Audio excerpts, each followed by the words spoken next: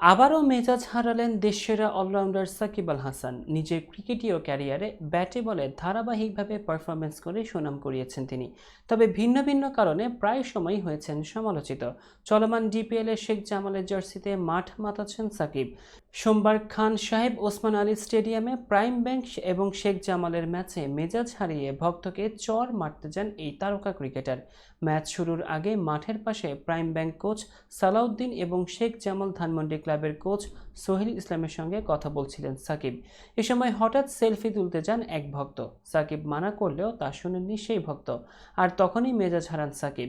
বিরক্ত হয়েই তার উপর ক্ষুব্ধ হয়ে ওঠেন সাকিব। তেড়ে গিয়ে সেই ভক্তের মোবাইল কেড়ে নেওয়ার চেষ্টা করেন এবং তাকে মারতে উদ্ধত হন। সেই ভক্তকে চর মারতে গিয়েও থেমে যান তারকা অলরাউন্ডার। ইতিমধ্যে এই ঘটনায় সামাজিক যোগাযোগ মাধ্যমে শুরু হয়েছে সমালোচনা। অনেকেই মনে করছেন, মাঠের মধ্যে এভাবে সমর্থক ঢুকে কাউকে বিরক্ত করলে মেজাজ হারানোটাই খুব স্বাভাবিক। তাছাড়া নিরাপত্তা কর্মীদের দায়িত্ব নিয়েও উঠেছে প্রশ্ন। এবারের ডিপিএলে ফতুল্লায় মাঠে দর্শক ঢুকে পড়ার ঘটনা ঘটেছে।